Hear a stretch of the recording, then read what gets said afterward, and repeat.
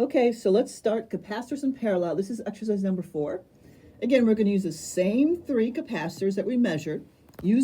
And when you're doing them in parallel, what you want to do is have them lined up so that all of the positive ends are hooked up together and all of the negative ends are hooked together. So I'm going to concentrate on that one right now, okay? So I'm going to put this black one, which was the 470, but I'm going to put it in, just kind of stick it in here somewhere. All right, so I got this one in there. Now, it doesn't matter which I pick. I want to put the ends of these, the positive ends together. So I'm going to put the positive end right above. Remember, all of the columns, they're all electrically connected to each other. Now, this one's a thicker one. I'm having issues putting this one in. I had before too. Oh, there, I got that one in. And I also over here have to put it,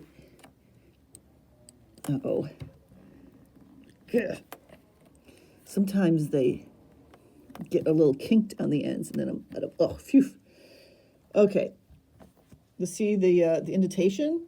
That's the positive end, that's on the left. Then where's my other, somewhere, there it is.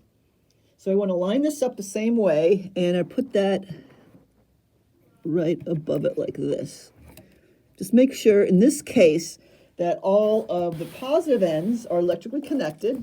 And let's see if you can see it.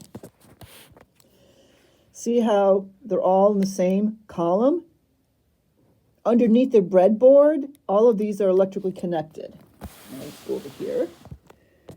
And the negative ends are also connected together. When that happens, the voltage across all of these are the same. The voltage is the same. Now, when you were in series, the voltage across each one was different because the capacitance was different. Here, the voltage has to be the same because each of the ends is in common with each other. Now, what happens in this case is that you add up the capacitance. Now, what is the formula for capacitance? The formula for capacitance is C equals Q over V. So the voltages are all the same. The charges on each are going to be different because the capacitances are different. Now, in series, the charges have to be the same, but the voltages are different. In parallel, the voltage is the same, but the charge is different if the capacitances are different.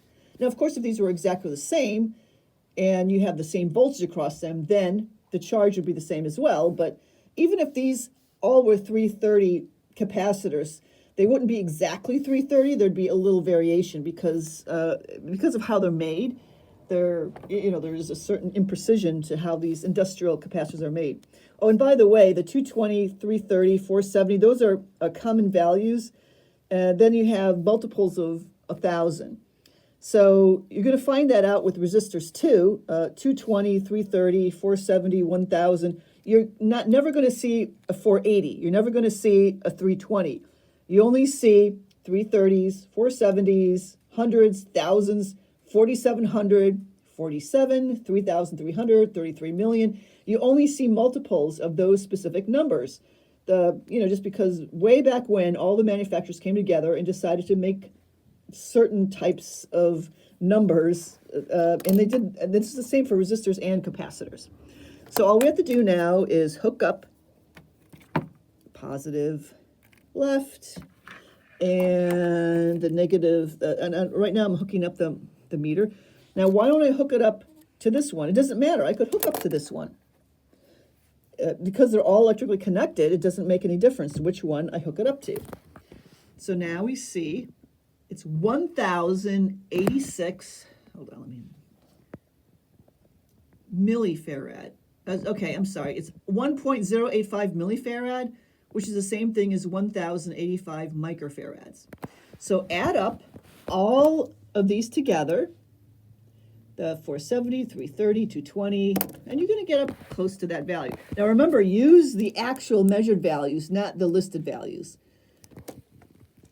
And there we have the measured amount. How close did you get? Again, this one is easier to calculate because all you have to do is add them. The one before, you have to do the inverse of it. Okay, so hopefully you got pretty close on that one.